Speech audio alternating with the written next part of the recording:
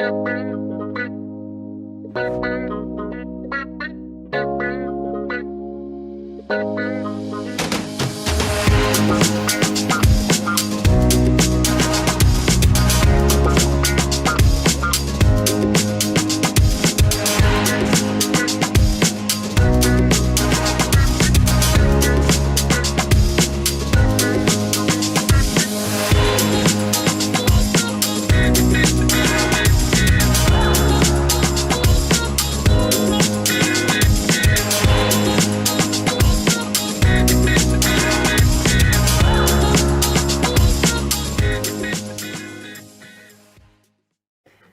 everyone! Hi, good evening. Welcome to another Episode of Girl Talk. Talk.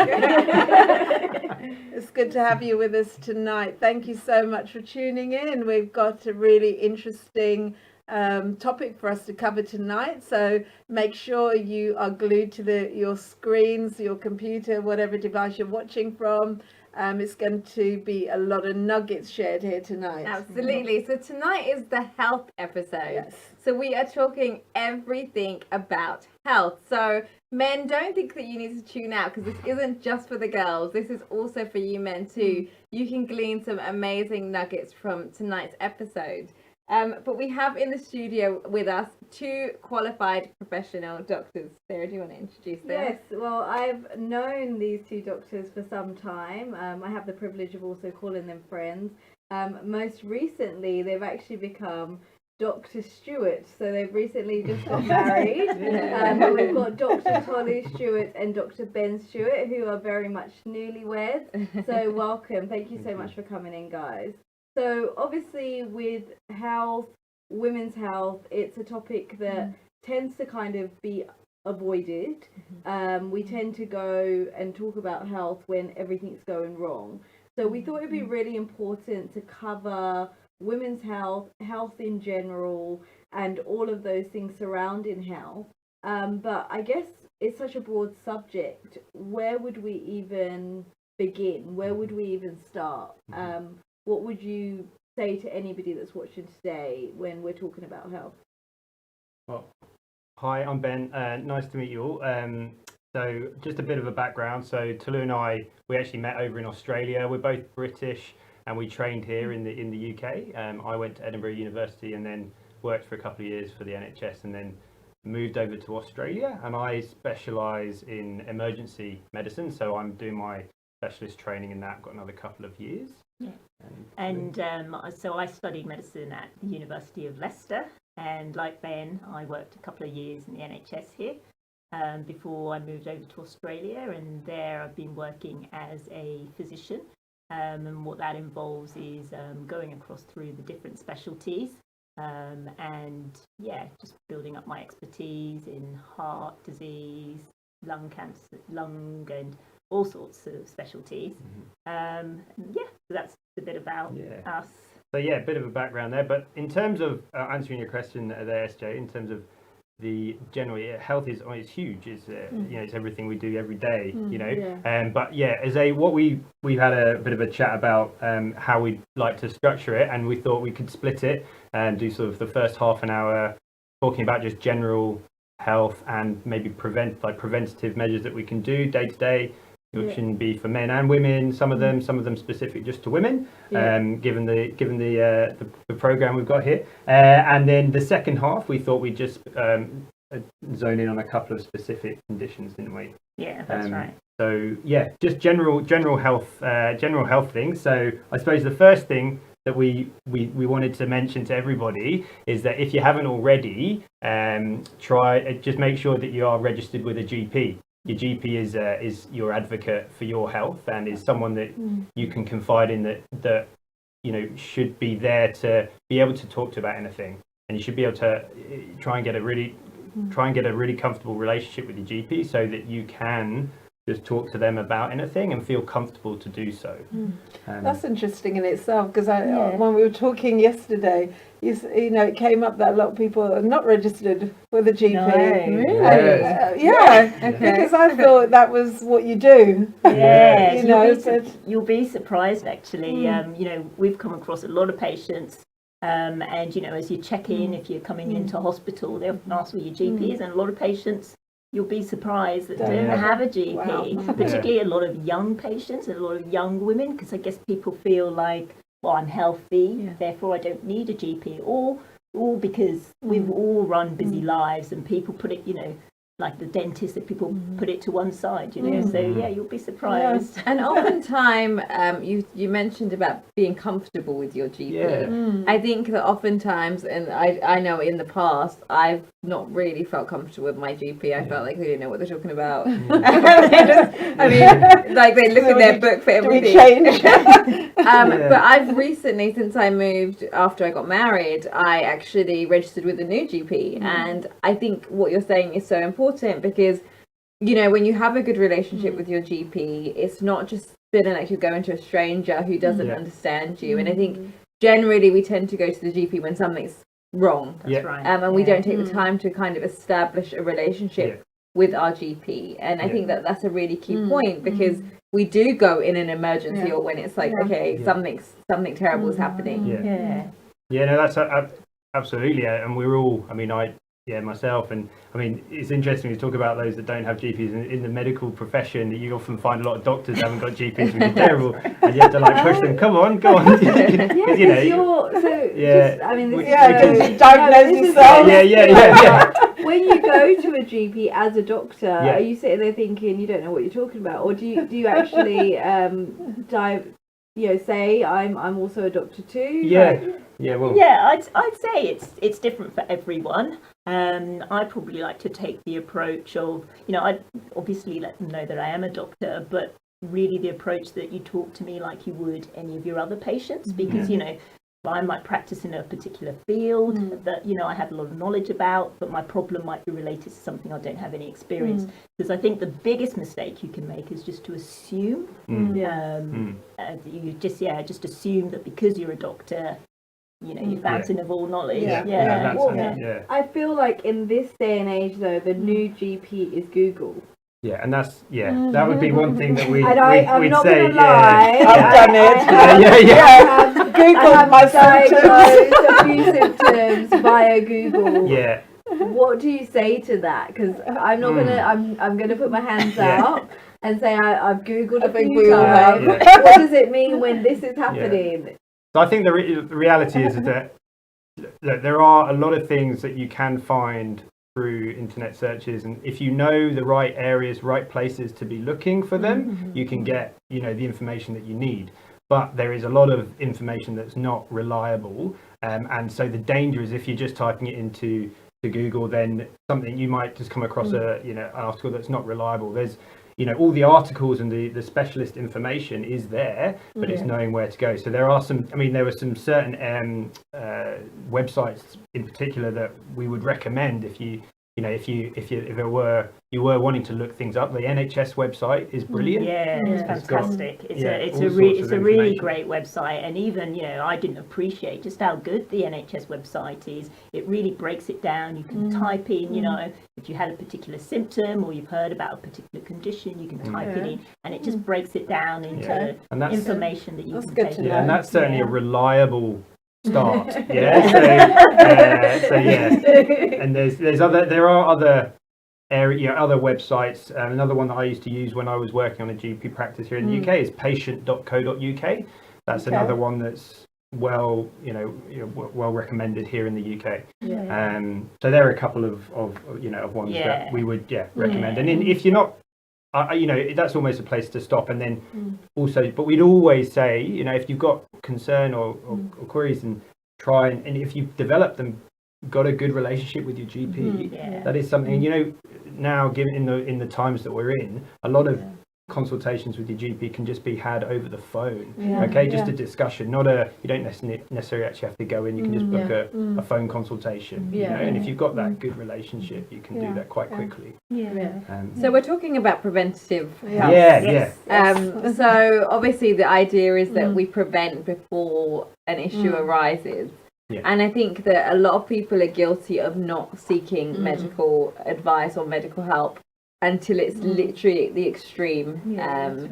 And often things can be prevented in the infant stages before it turns into full-blown whatever it might be. Yeah, So talk us through some of the things that we could do practically to prevent the common illnesses from occurring in our lives. Yeah, look, I think it's a great point you make there, because essentially, you know, what you do in terms of preventative health at this stage in your life carries you forward, you know, and it's a bit unusual because you think you're pretty healthy, you know, why would I, you know, why does it matter? Because I guess we're thinking about the now, but you know, this is really important to start thinking about the future. You know, and the other reason why preventative health is really important in women, you know, for women, is that, you know, you're the ones in your household, you know, you're like the center of your household. You know, what you do about your health and, you know, engaging in a healthy lifestyle,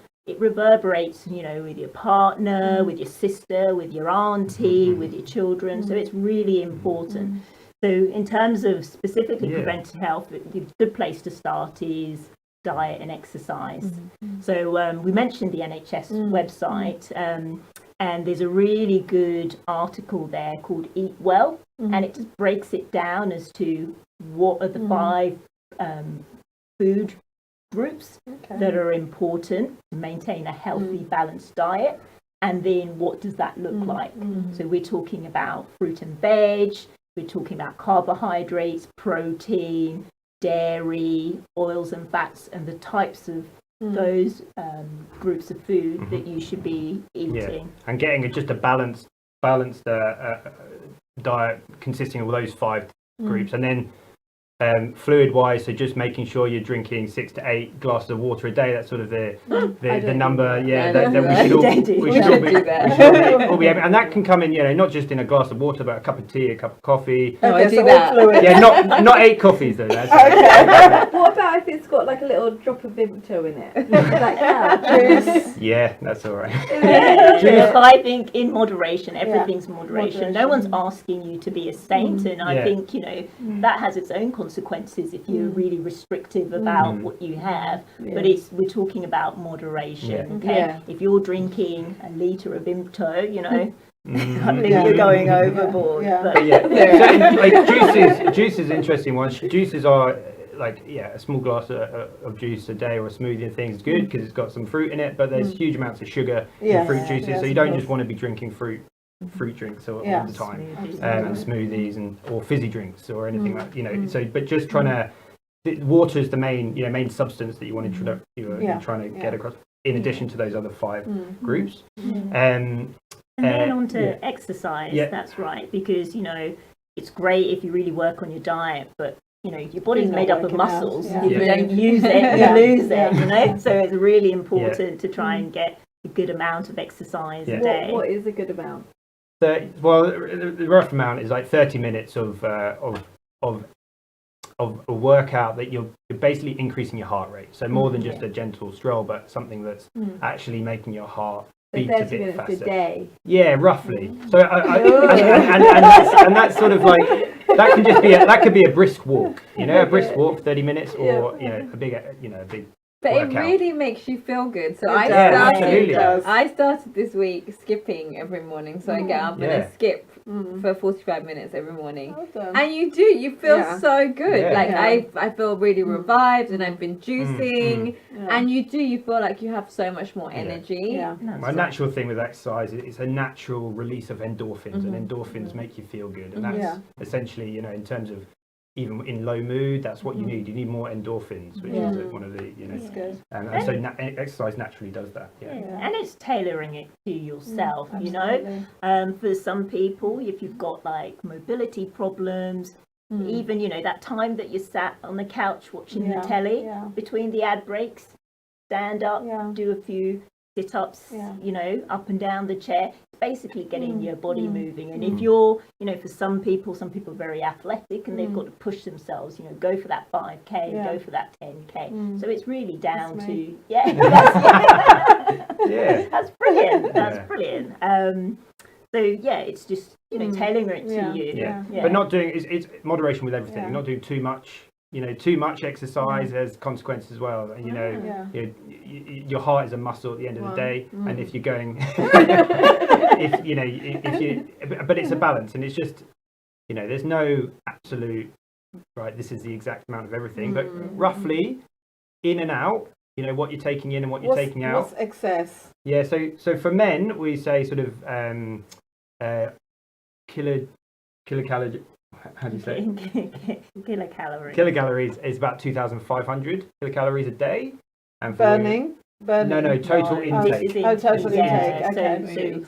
Okay. This is about what you're taking in, because the way it relates to that is it's input output. Yeah. Okay. So if you're taking a lot of calories in order to stay healthy, you've got to burn that off in terms of exercise. So there's it really just depends on how much you're taking in as to how much. But how does someone even measure that?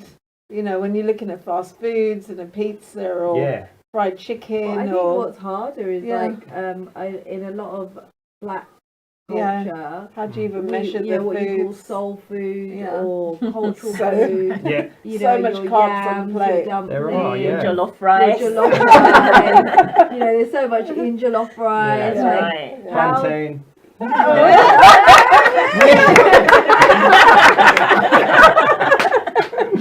I'm feeding my husband.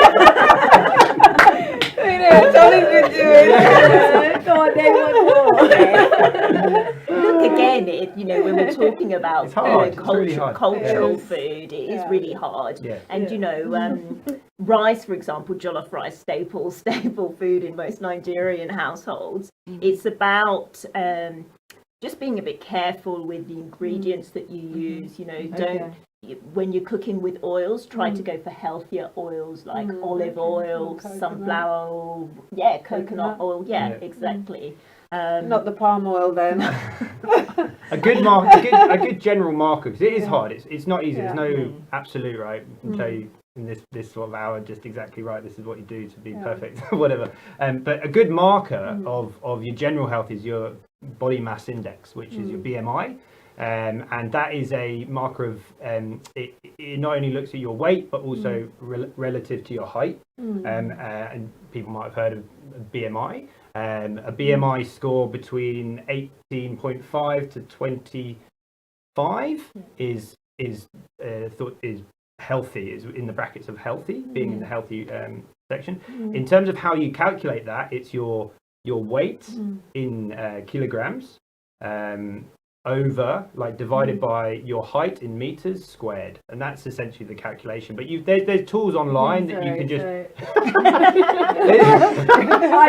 read that by math. So for those of you that don't do math, there's tools online. You can also buy the scales on Amazon. They sell the scales where it does that will do that for you. And so you're looking at. If you putting the equation aside, you can just input that. But between 18 and a half and 25 to 26, that's sort of healthy. 26 to 30, we say that's overweight, and then over 30 is obese. And that's really important bracket, because obesity is well known to cause, not necessarily right now, but the complications that can lead to later on in life the track, with all your different systems. That's right. Obesity is related to poor heart function. I got told that last week with my dog. Somali's on diet and exercise. That's right. It works for adults and humans. I don't know what the BMI is for dogs though. Look, it's really important, because I think people will be surprised. Sometimes people know, I'm a little bit, curvy, but I'm okay. But if when you put in the numbers in, if you're hitting that overweight mark, it's time to do something about it. And certainly if you're in the obese category, the first thing, like you said, is lifestyle modifications, diet and exercise. And if that's not working for you, again, your GP is a great resource. There are more options if you're struggling to get that weight down with the diet and exercise and you're really sticking to it. There are people who can help you out, and making that big change now you know, it means you're going to live longer and with a good quality. See, I see a lot of people posting, you know, like, I'm like fabulous, I like myself how I am, like, you know, like I'm not following anyone else's mold. There's a few celebrities that I can think of just off the top of my head where they almost promote clearly what I can see is obesity, but that's being promoted as curvaceous and, you know, whatever. Where do we... like, because obviously it's a trend, right? So you also don't want to feel like you're, you know, now trying to fit into this mold of like size 8 beautiful. So what you're talking about is basically in proportion to your height and your weight. So can we just address that a little bit, as in why do we need to be staying in that normality? Is it to fit what is normal nowadays, if that makes sense, or is it actually for our own well-being? Because I think that there's a lot of people, does that make sense what I'm saying? Yeah, it does. Look, I think, certainly there's trends, and there's nothing to say having a curvy body is a bad thing. But it's having, you know, if you have a curvy body, you know, there's plenty of people that have a curvy body that are within that healthy BMI that we've talked about, you know. So it's not about, you know, when we look at it from a medical point of view, it's not about whether you're a size 8 or a 10 or a 12, you know, and it's not about whether you've got curves or you're thick, you know, you're lean. Okay, it's about that healthy, staying within that healthy body mass index, and that's really where the focus is, you know, because, you know, we don't see it as just, you know, about how you look, but more it's your inner health. It's what's going to tide you through to have, you know, a long life and a life in good quality. Something that I have suffered with as I've gotten older is metabolism, and I think a lot of people this is relevant to. Like, gone are the days where we were like 18 and we could literally eat whatever we want, and we stayed a size 6, and it like literally there was no even thought to anything we put in our mouth. How does that work? Like, how do we speed up the metabolism? How do we give it that kickstart? Yeah, look, it comes down to hormones, you know, as you go through life, from, you know, childhood to teenage, and that teenage age is, you know, is the time where your hormones really kick in, you know, this puberty we're talking about, and, you know, often they're all over the place, and like you said, you're able to, you know, eat a lot of food, do very minimal exercise, but still, you know, maintain that figure or still stay within that healthy weight. And then we find that the body's physiology, the metabolism, for example, changes as we grow older. You know, things slow down a little bit, and things require more effort than, you know, you needed when you were a teenager. And that's just part of the aging process and the changes in your physiology. Can we do anything to stop that from slowing down? I mean, back up. I mean, this is something that I've obviously researched because of my age, and I've found that to manage it, because before I could, when I was younger, eat anything and I wouldn't gain a pound, but then, you know, as you get older, you realise, hold on, I ate a piece of toast and it's it showed up on the scale.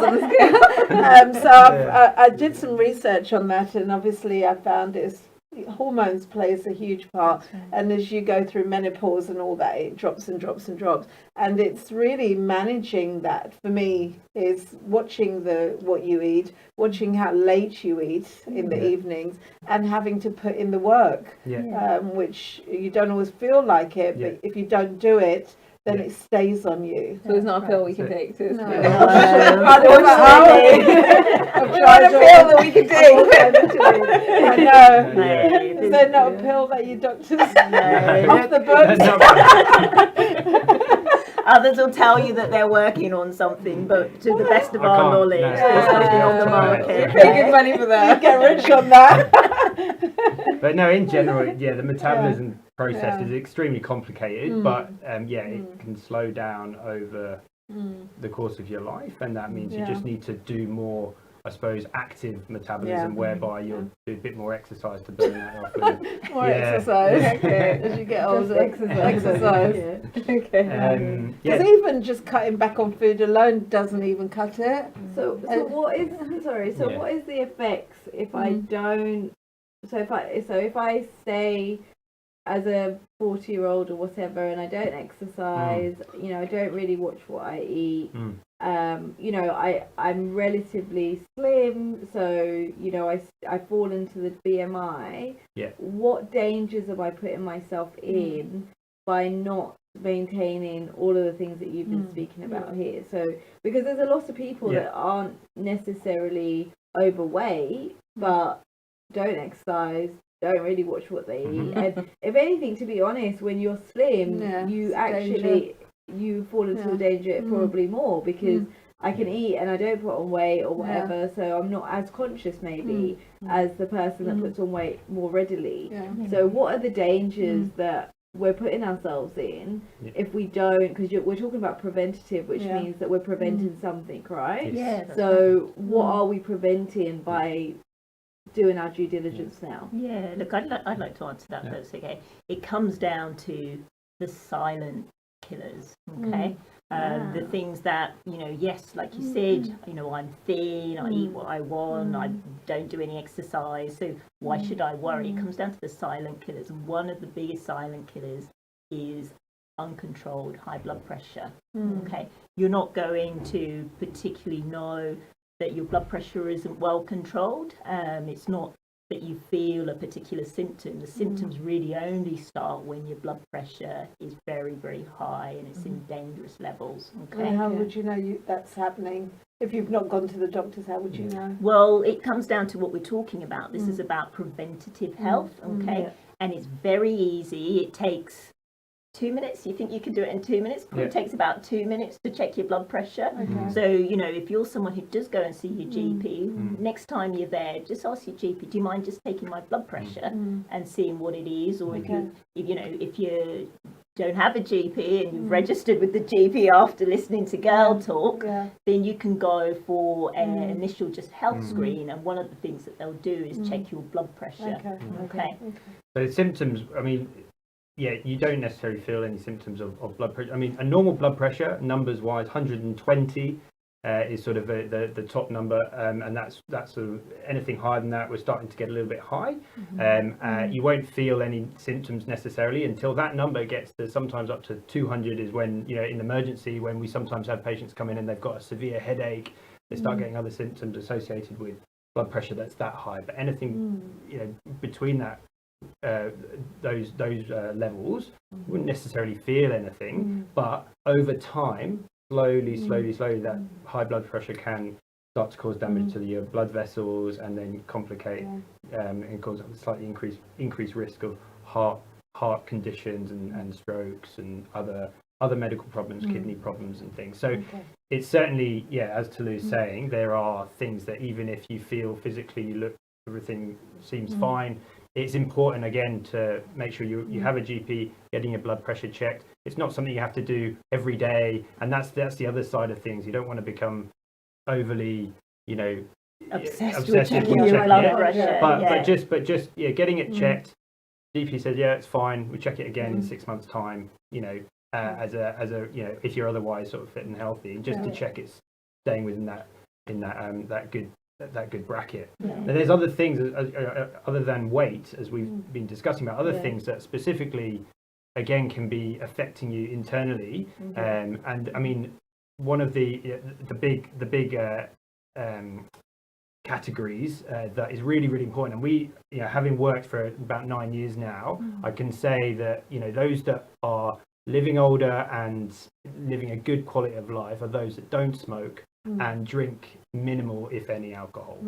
Okay, and we know that smoking, no matter how much you do smoke, it will be having an effect every cigarette you're having, or every type of anything you smoke. Alcohol, you know, 14 units of alcohol a week, both men and women, is sort of within the realms of normal, and that's the recommend. Like upper limit. And how that equates to sort of day-to-day life. So one glass of wine, a small glass of wine would be about 1.5 units.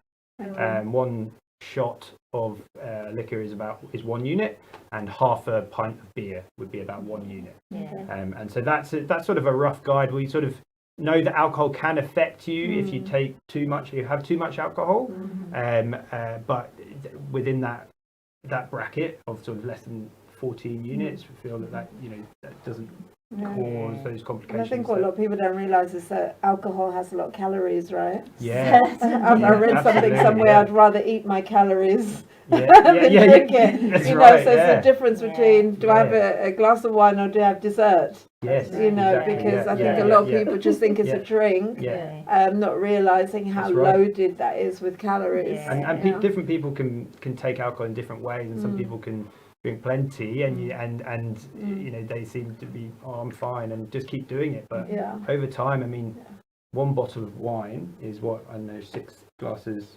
And if people are having that every night, then that's a huge amount over the recommended. That's it. It catches up with you in the long run, And I, in my field, have seen a lot of young women in their 30s and 40s, with liver disease and dying of liver disease.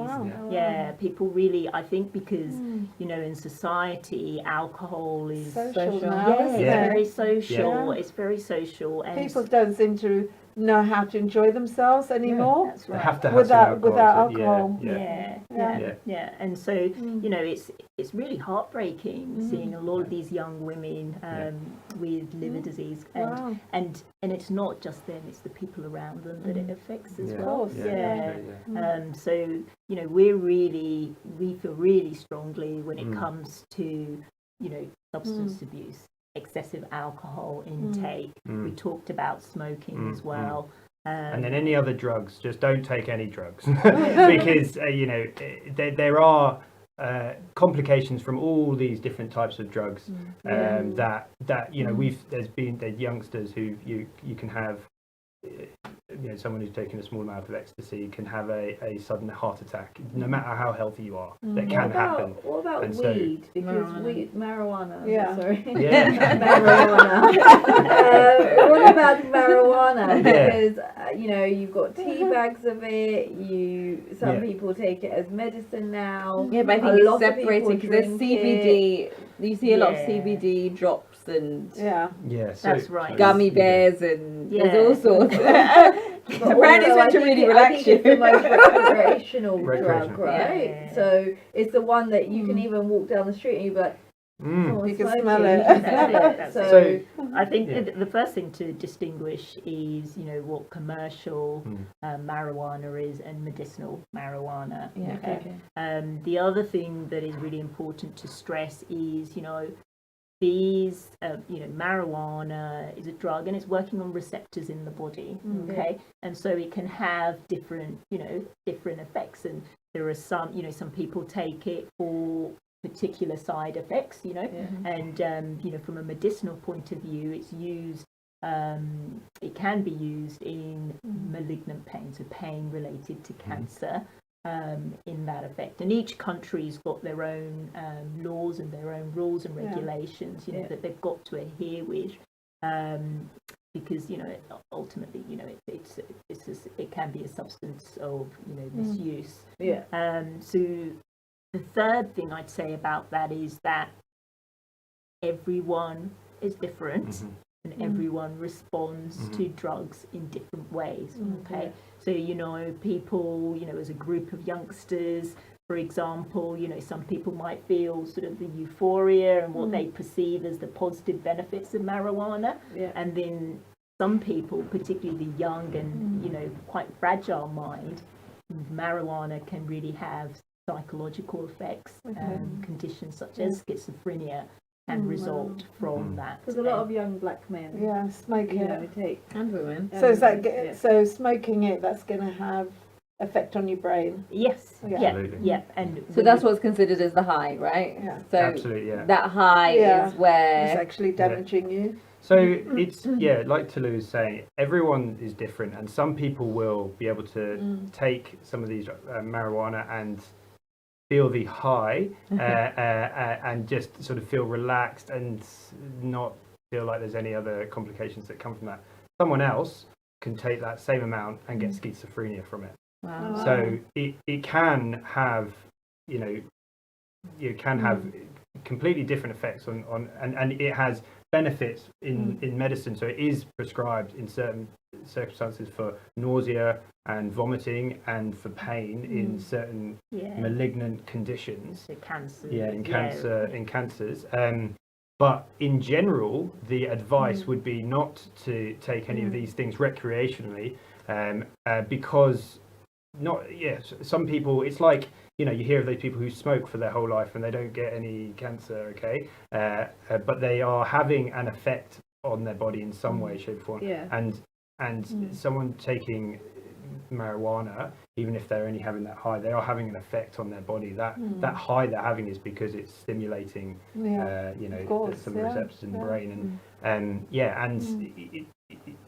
so I suppose that just the general advice on all these things would be avoid these things unless from a medicine point unless of view, it's been a prescribed medication, you're best off to just no marijuana tea. No, just your standard. Actually, saw it on the counter in my butcher's.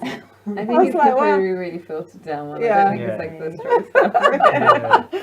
Okay, so we're talking about preventative health. So as women, we know that screenings are so vital. Yeah. For those of you that haven't seen it, it's kind of everywhere.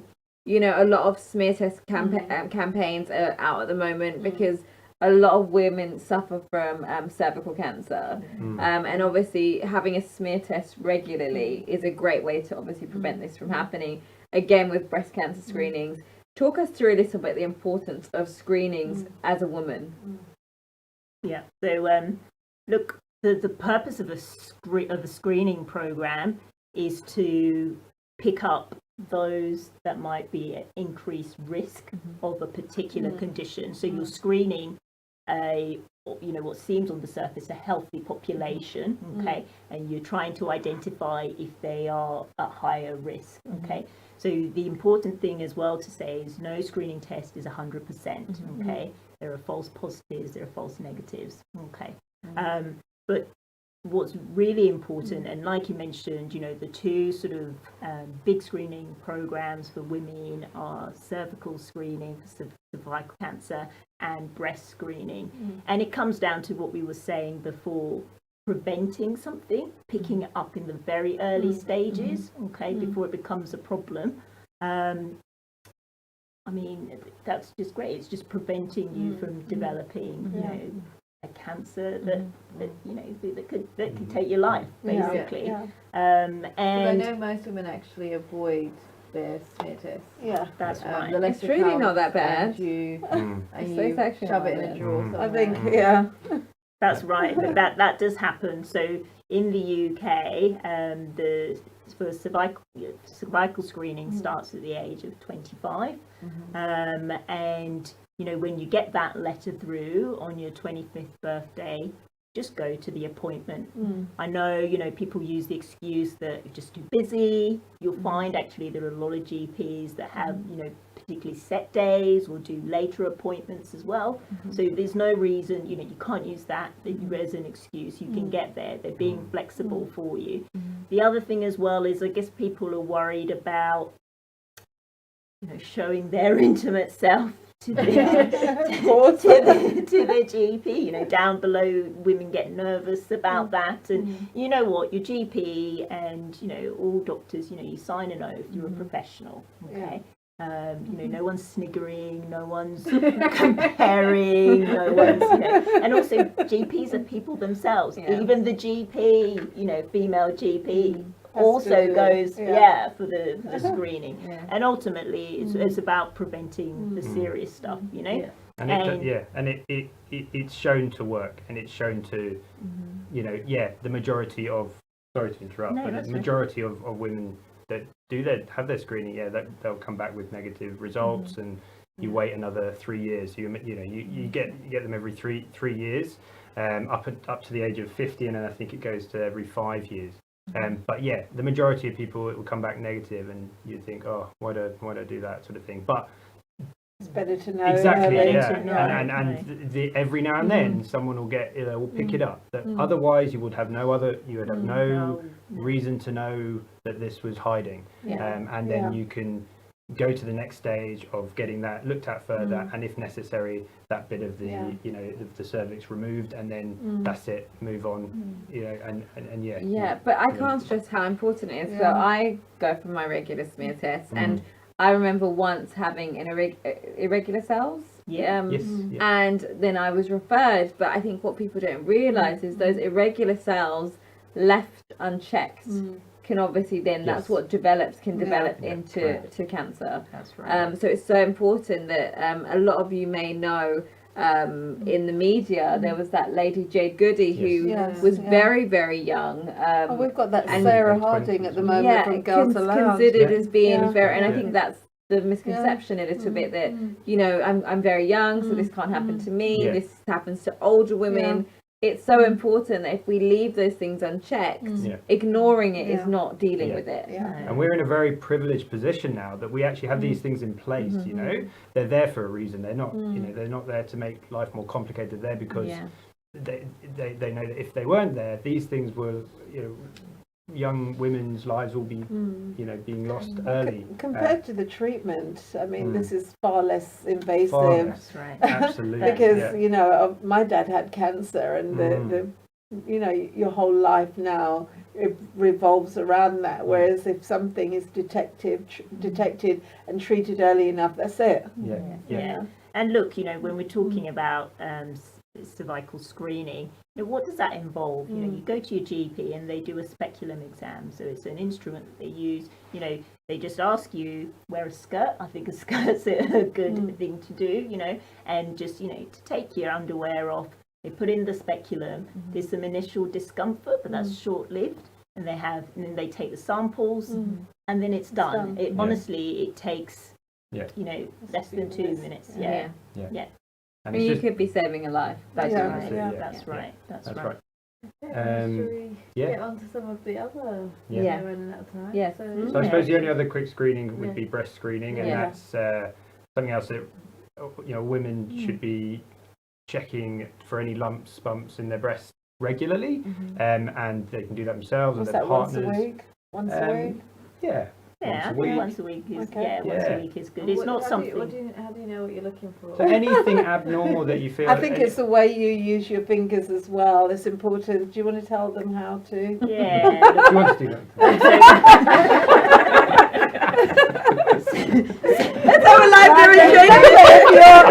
That's how if you're poking yourself like this, you'll never find it. It's with the flat of your fingers. Look, so the first thing we'd say is inspection. Have a look at your breasts in the mirror. Okay. If you notice that there's any discoloration around your breasts, if you notice your nipples are a bit unusual one compared to the other, these are some of the warning signs. Okay. Then when it comes to examinations, just using the flat of your hand, and it's just gently massaging across the quadrants, so the whole entire area of the breast, and the same, and then also going under the armpits as well. Okay. Look, breast tissue changes through your menstrual cycle, it changes in pregnancy as well. Okay, so I think if you feel something that's unusual, it doesn't mean you need to be like alarmed. It's not the end of the world, but you just keep an eye on it. If it's painful, if it's not going away, go and see your GP and get a proper examination. And it's all about catching those things earlier. The other thing I'd say, because you passed that on to that question on to me, which is fine, is actually, you share a bed with your partner, and if you have an intimate relationship with your partner, it's often actually your partner that notices, I've heard that a lot. Not quite right. Yeah. So, men, you can get involved as well, helping your women out. Everyone's going to have any single girls for Gabby.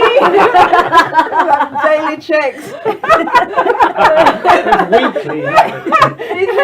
Now we're reaching the men out there that's watching. They're like, okay, I need to check you every day. All right, should we move on? So let's talk about some of the issues that obviously as women particularly that we face. We kind of highlighted 3. So do you want to kind of start with the first one? Yeah, okay. Look, so one of the first topics, we wanted to talk about is urinary incontinence.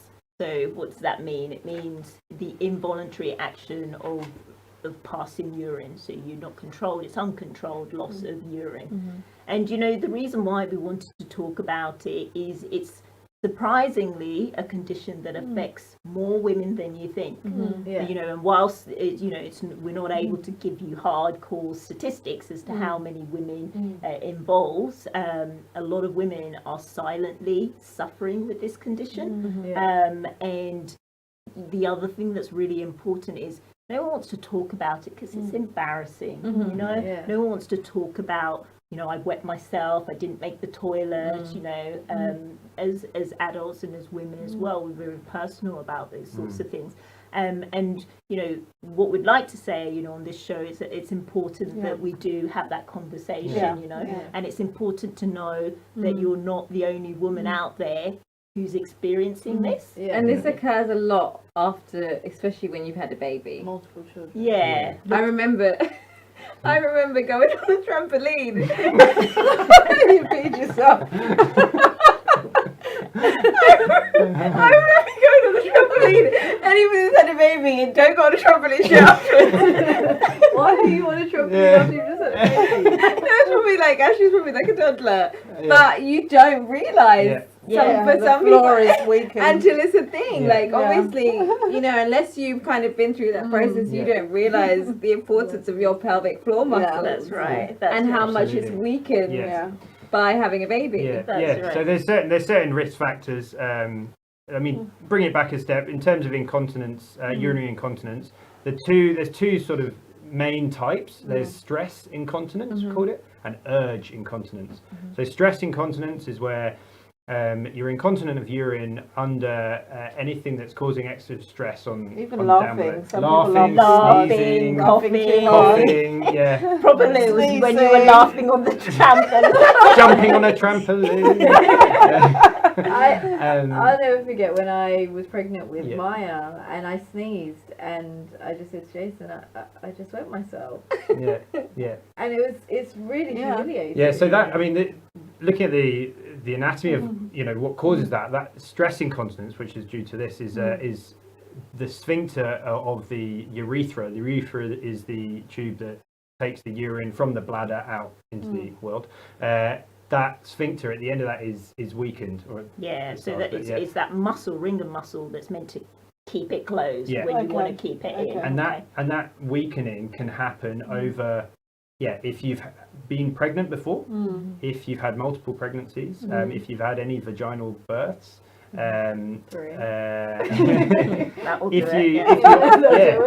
anything that's causing extra pressure there. So if you are pregnant or if you are overweight, any of those things can cause that weakening to happen and can increase that risk of the sphincter being weakened and this stress incontinence happening. Other things that can cause that, more medical conditions, things like diabetes can as well. Anything else specifically that you can think of? No. I think that's about. So how do you fix it? Sorry, carry on. No, I was going to say, so what we were just been talking about is stress incontinence. Okay, there is another condition called urge incontinence. And that's when you get to your front door, and before you've even got to your front door, you need to go. Okay, you just have that urgency, you can't control it, you've just got to go.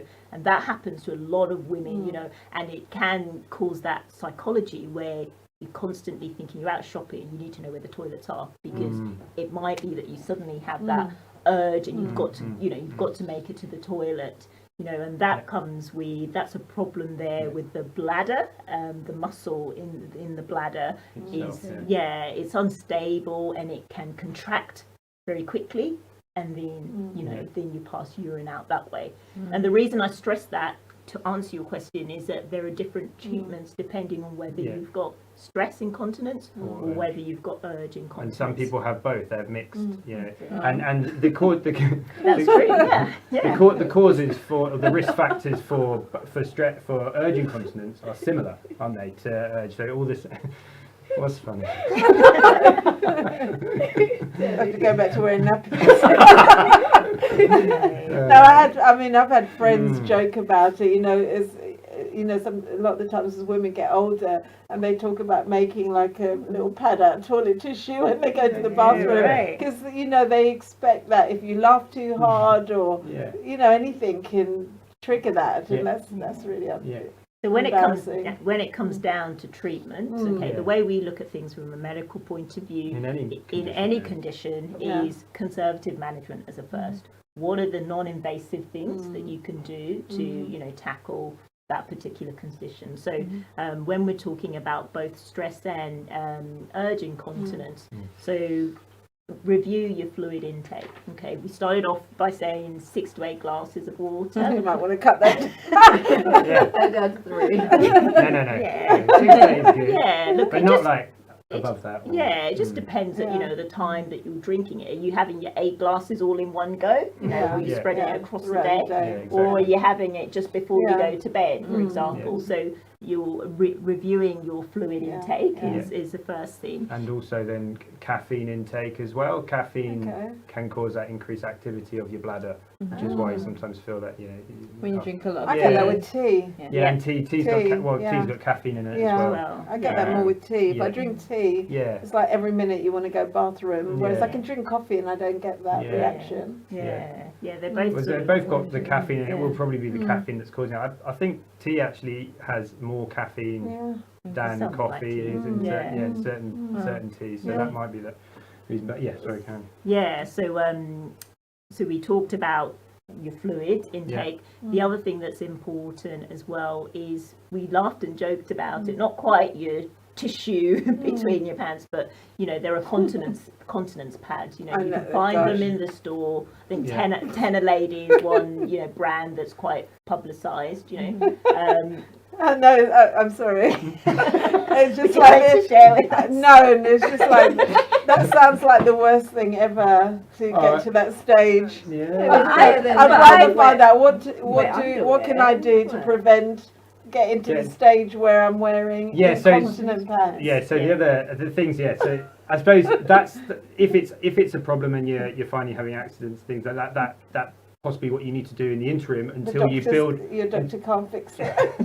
not until you build up. There's other conservative measures that you can do to help strengren the muscles. So pelvic floor exercises. Yes. There's actually machines now that do it. I'm sure there is. I don't know. Sure there is. Yeah. No, look, there are. I always prefer the humans, but but there are you've got specialists.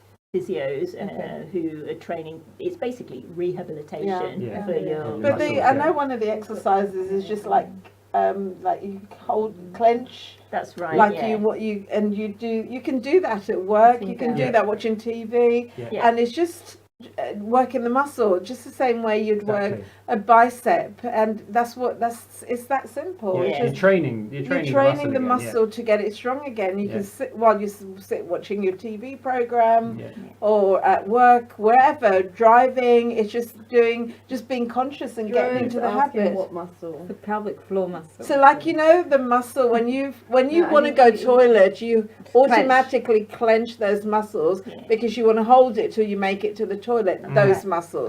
Those are the muscles we're talking about. Is that the same in girls and boys? The pelvic I don't floor. know. The pelvic floor. Is that the same with men? Did men get this?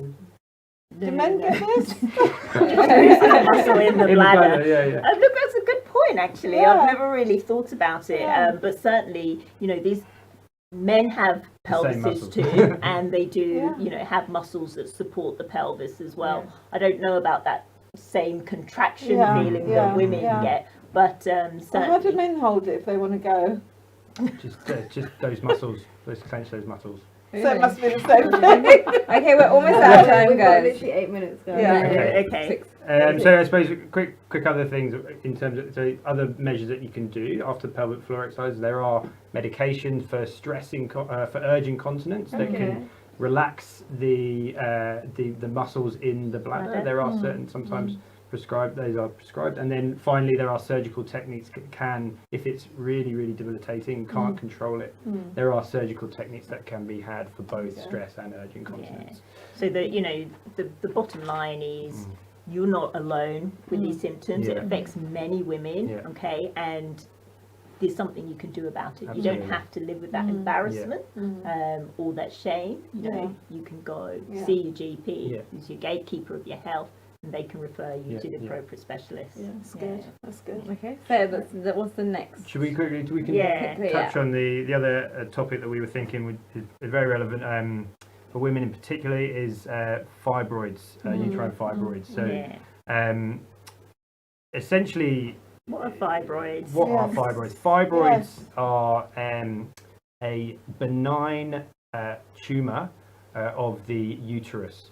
Benign meaning that they're non-cancerous, okay, but they are tumour just means it's a growth, and it's actually a growth of the muscle, the inner layer of the or the womb, the lining of the womb, that can grow, and they can grow sometimes extremely big, and they're extremely, I mean, they're more common in the Black African population, and also of women of any childbearing age. And the things that can reduce the size of them is actually if you become pregnant, they can actually reduce in size. So they're very hormonal in terms of whether they grow and get smaller. When we talk about sizes, you've got fibroids that are grape size, orange size, right to grapefruit, grapefruit melon size. So this is a real, there's a real condition and a real problem that affects predominantly women of African descent. So what are some of the symptoms, if you were to know, or if you don't know that you have fibroids, what are some of the symptoms that you should look out for? So I think the first thing to say is if you have any abnormal bleeding, so we all have periods, okay, everyone's cycle's a bit different, but if you're noticing, before at the start of your period you might bleed for like 4 days, but it's prolonged, day 5, 6, 7, you're bleeding and you never used to do that, that's an abnormal sign. And then also when it comes down to it's heavy bleeding, and look, that's easy to say, but how do I know my bleeding is heavy? Because we don't sit down and talk about our periods, for example. So when we're talking about heavy bleeding, we're talking about your pads are soaking. You're soaking through your pads onto your bed sheets. This is heavy. You're noticing some clots, down the toilet in your pad. These are signs of heavy bleeding. And also the important thing to say is if there's been a change, so before you didn't bleed a lot and then suddenly you are bleeding a lot, that's a change, and that's something that needs to be addressed and could be related to fibroids that you don't know. And other symptoms that can occur is some abnormal pain with your period. More than normal, pain during intercourse as well, and otherwise there's you can also get just symptoms of blood loss, so tiredness and fatigue. So that could ultimately relate back to your periods have been heavier, and then you end up getting diagnosed with fibroids.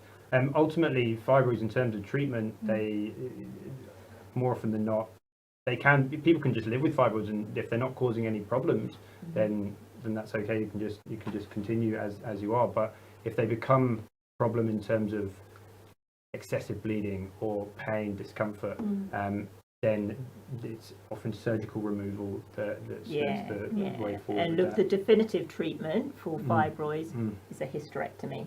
Okay, and so it depends where you are in your life, and whether you've had children, you've completed your family, or you don't want children, or you do want children. So of course, obviously, a hysterectomy you can't have Final, children. yeah. It's final. Yeah. It's definitive. So But they can be removed just sometimes, you know, they can do just a myomectomy, which is what they call. They just remove the fibroid itself, and they can sometimes just do that through keyhole surgery. And do depending they on the grow size. back?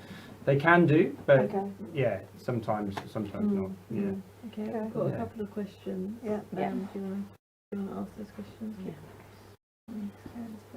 So do you want to just quickly just let me just find them. Okay, so one of the questions was with the COVID vaccine. A lot of people are concerned with the COVID vaccine. One of the questions were, if I've had COVID already, do I still need to be vaccinated? Another question regarding the vaccines was, if I am trying for a baby or if I'm pregnant, is the vaccine safe? Right, yeah. So the first question there, if you've had coronavirus, do you still need to have the vaccine? The answer, simple answer to that would be, from our point of view, is yes. We would recommend you do still have the vaccine. Coronavirus, there's different strains and variants of the coronavirus, and when you get the disease, you get a particular strain, and so your body, you overcome, if you can get through the illness. Basically, what your body is doing is building up an immunity to that strain. However, firstly, that immunity that you've built up may not be sufficient to fight the disease again if it comes back, if that same strain comes back. And if a different strain of the disease comes back, and as we know that there have been variants that have happened, you won't be covered against that strain.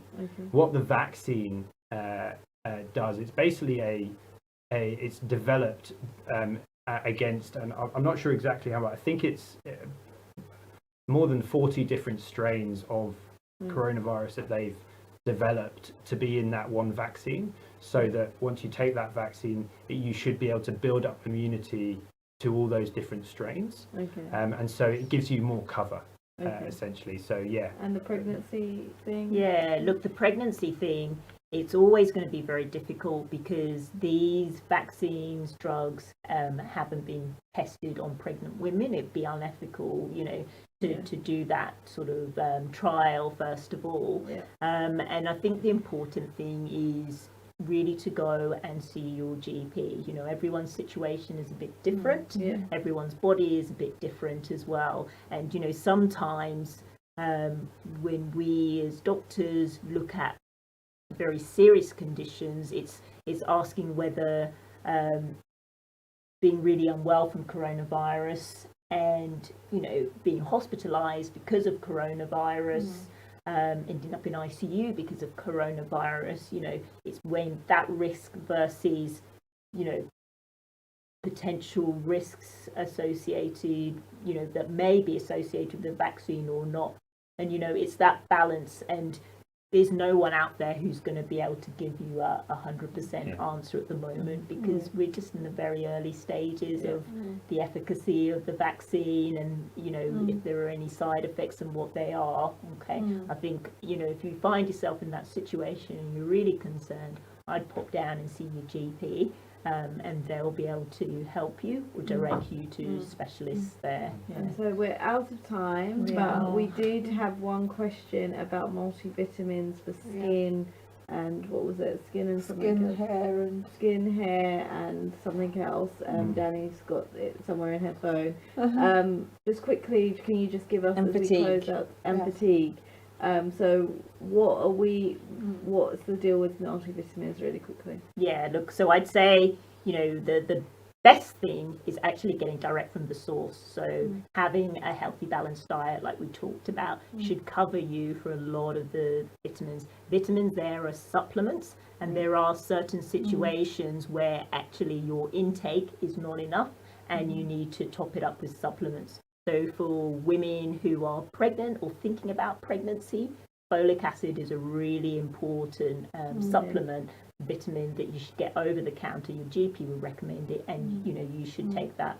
There are multivitamins that contain vitamin C and B vitamins, and they're available over the counter. And look, there's everything in moderation. There's no harm in doing that. Is there any, sorry to cut you, is there anything that we should take with the vitamins? I know some of the vitamins, your body doesn't automatically absorb them. So sometimes you read about you should take it with like some orange juice or something. Otherwise, it's just passing through you and not really depositing what you actually want from that. Yeah, look, that's a really good question, and that relates to iron tablets, okay? Because iron deficiency and vitamin C are related together. So if you have a good level of vitamin C from what you intake in your diet, it's not necessary. But if you don't, then supplementing with vitamin C tablets will help to your body to be able to absorb that iron in an iron tablet. Yeah. Well, thank you so much for guys. allowing us Thank to you pick so your much. brain. The time's flown and we Yes. are out of time. We wish you a very safe journey back Thank you very much. to Australia. Thank you. And thank you so much for taking the time to share your wisdom and your expertise with Yes, us. and next week we're going to be talking all things money. So if you have any money questions, mortgages, insurance, anything to do with money, savings, investments, we've got you covered next week. We have a specialist coming into the studio next week.